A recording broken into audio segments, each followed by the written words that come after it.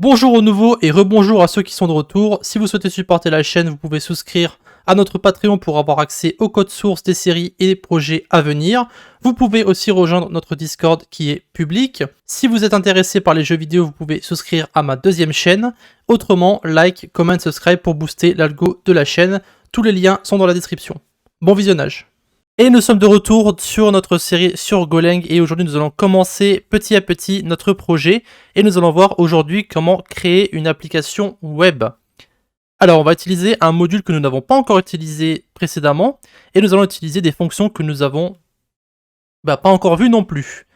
Alors, ici tout ce qu'on va faire c'est simplement créer une application web. On va ouvrir cette application sur un port qui va être donné. Et ensuite, on va renvoyer un message sur cette page. Donc on va créer en fait deux pages.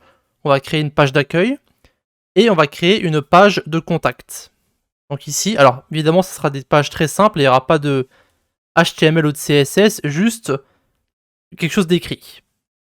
Alors premièrement ici, on va commencer par voir la fonction qu'on va utiliser pour gérer justement ce qui va être écrit sur la page.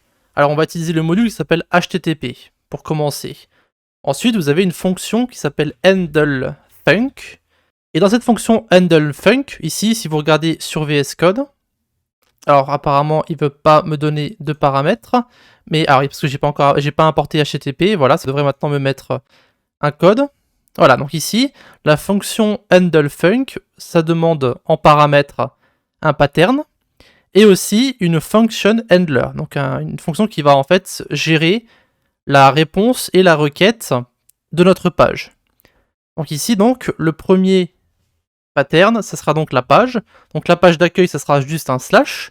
Et après, on va créer une fonction qu'on va appeler home. Alors cette fonction n'existe pas encore pour le moment, mais on va la créer juste après.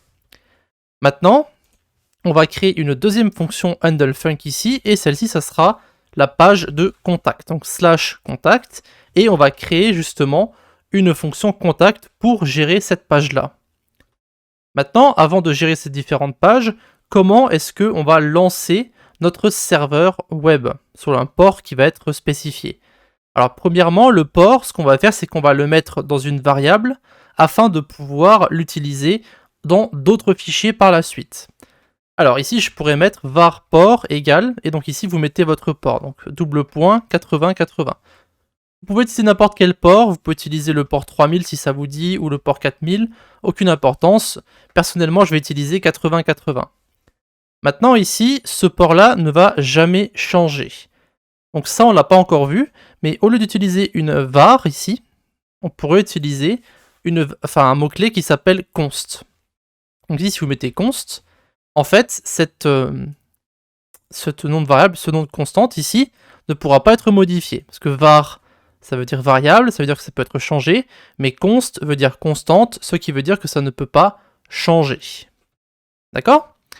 Maintenant, on va justement créer notre process. Donc on va l'appeler HTTP, et ici la fonction qu'on va utiliser, ça va être listen and serve.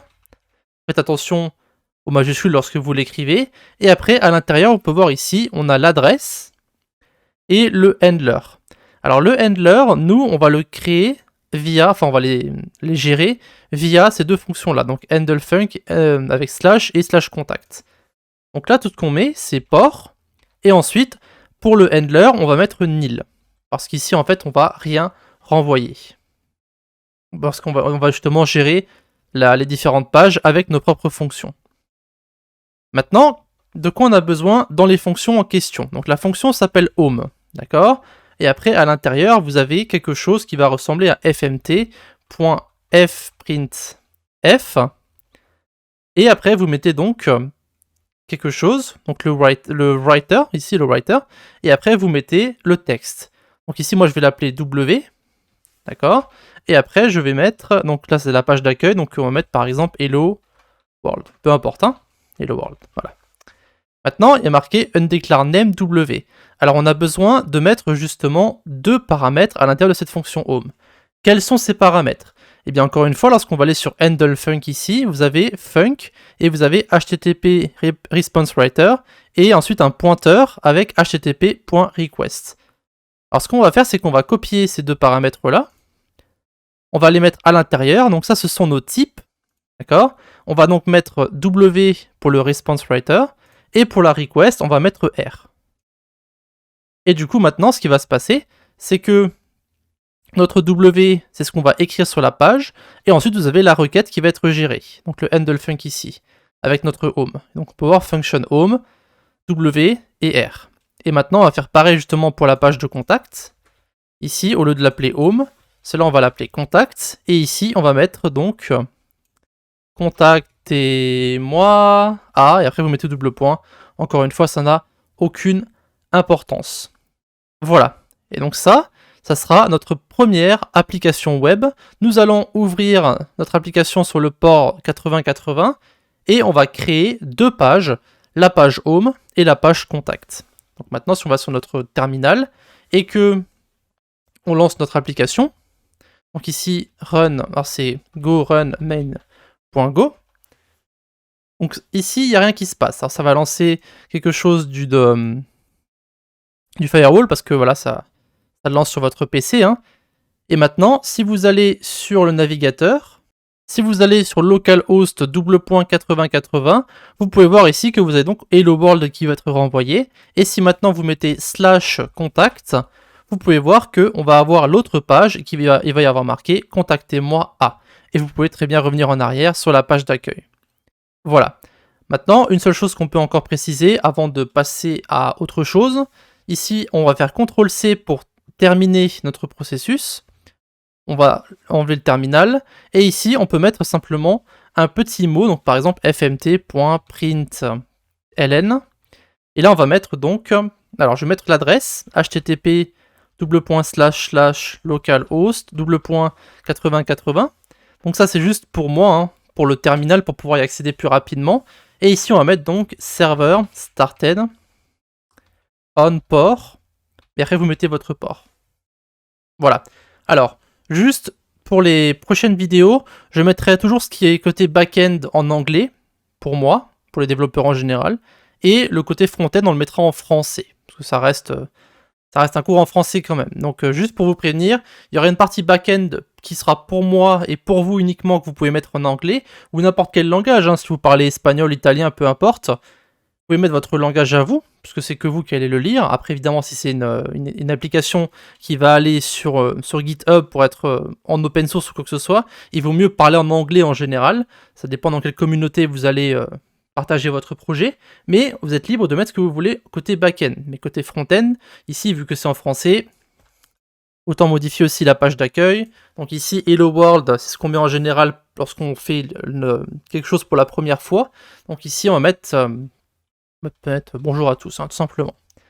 Voilà. Et donc maintenant, lorsque vous allez relancer votre application, eh bien, il va y avoir le message qui va s'afficher. On va pouvoir CTRL-clic sur notre application dans le terminal, donc notre FMT. Donc ici, donc on a encore notre pare-feu. On a HTTP localhost 8080 et donc ici il y a bien marqué server started on port et le port c'est 8080. Donc si vous faites CTRL-clic sur localhost maintenant, ça va ouvrir votre page sur votre navigateur. Et donc ici, maintenant, on peut voir qu'il y a bien marqué « Bonjour à tous ». Et si vous faites /contact, vous avez ici « Contactez-moi à » qui va être renvoyé. Voilà. Et donc maintenant, bien sûr, vous êtes libre de créer autant de pages que vous voulez. Si vous voulez vous entraîner, n'hésitez pas à créer une autre page. Par exemple, ici, vous pouvez très bien créer une About page.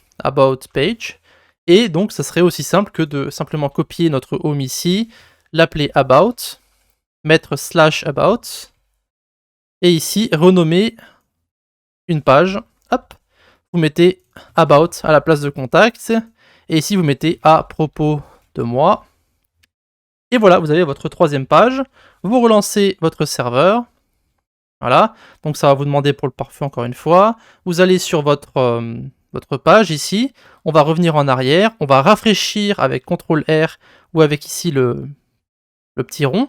Et maintenant, si vous accédez à /about, vous avez maintenant accès à about. Alors évidemment, c'est très simple de créer ces différentes pages, et plus tard, on verra justement comment populer ces différentes pages avec du HTML et du CSS. Mais pour l'instant, nous avons créé notre première application web, donc on va pouvoir passer à la prochaine vidéo.